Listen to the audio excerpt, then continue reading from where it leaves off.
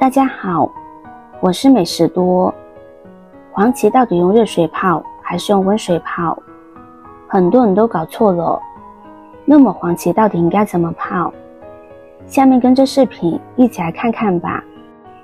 黄芪是我们生活中常见的一种药食同源的食材，它含有蛋白质、脂肪、碳水化合物、维生素以及多种矿物质，具有非常高的营养价值。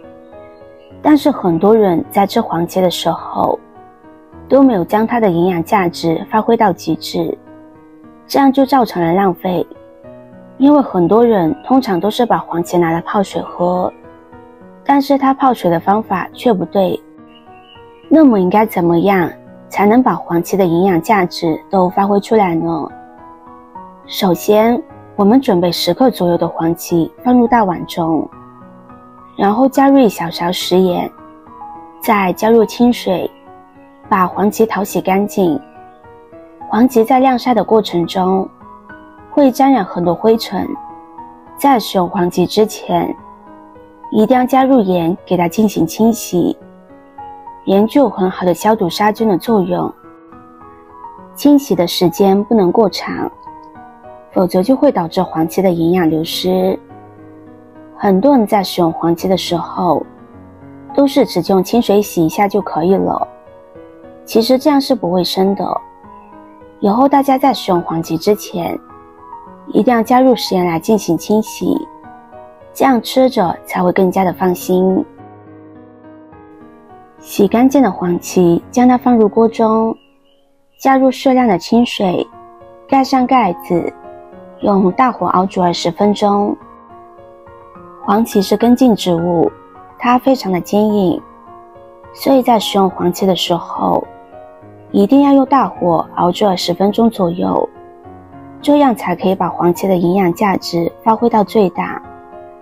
很多朋友使用黄芪的时候都是直接用水泡，这样也是可以的，但它的营养价值只会发挥出1/3，就会造成很大的浪费。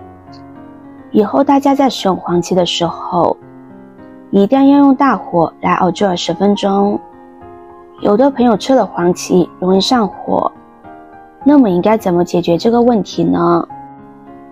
准备1小块陈皮。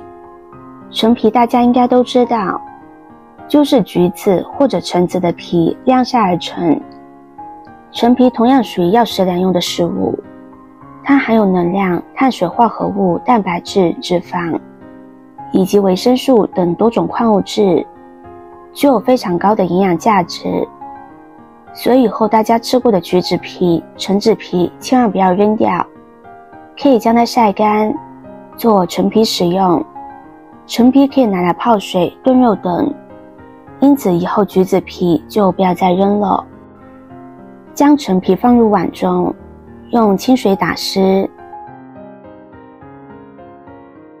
再加入1勺食盐、1勺淀粉，然后将陈皮抽洗干净，利用盐的颗粒感以及淀粉的吸附功能，将陈皮表面的脏东西以及灰尘清理干净。橙子在果树上的时候有许多的灰尘还有虫卵，而在晾晒的过程之中也难免会沾染上灰尘，所以在使用陈皮之前一定要将它清洗干净。将陈皮搓洗好之后，再用清水将表面残留的盐分以及淀粉冲洗干净。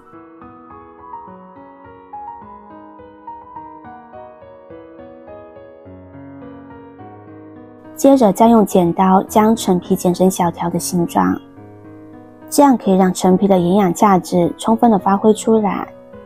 陈皮不需要用大火来进行熬煮，直接用开水来浸泡就可以。橙子它不属于根茎植物，所以不需要用大火来熬煮。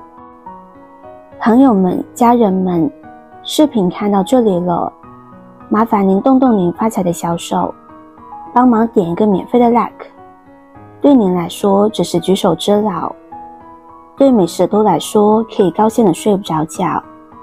现在这个视频就辛苦您帮美食多点赞转发一下吧，非常感谢大家的支持和鼓励。黄芪熬煮20分钟之后，现在来看看，水的颜色已经变成了淡淡的黄色，这就说明黄芪中的营养已经被熬煮至水中，这时候就可以把火给关掉了。再将准备好的陈皮倒入锅中，用勺子搅拌搅拌，再盖上盖子焖上5分钟左右就可以。这样就可以把陈皮的营养充分的泡入水中。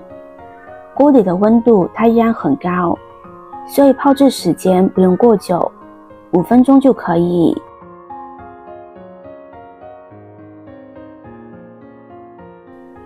时间到了之后，打开盖子，哇，这味道简直太香了，夹杂这一股橙子的清香味，看着就特别的好喝。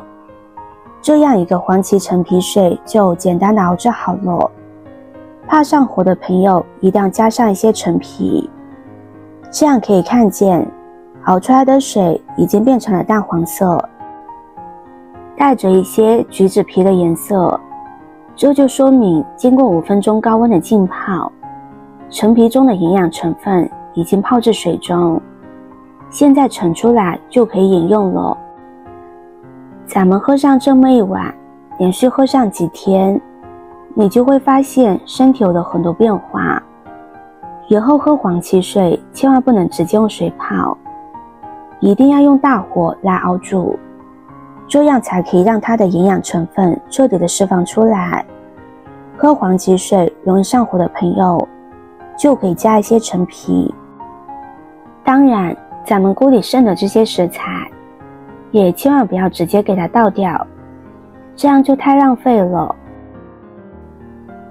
我们可以准备一个保温杯，将食材全部倒入保温杯中，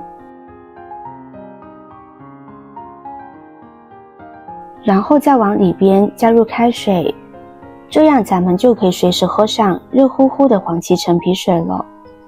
这个食材让它泡上1天都不成问题。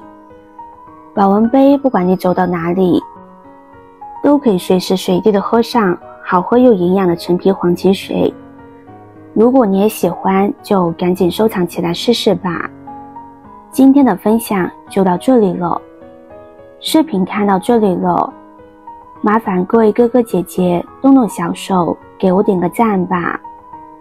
点击我的头像，可以看到更多的美食视频。我们下个视频见啦！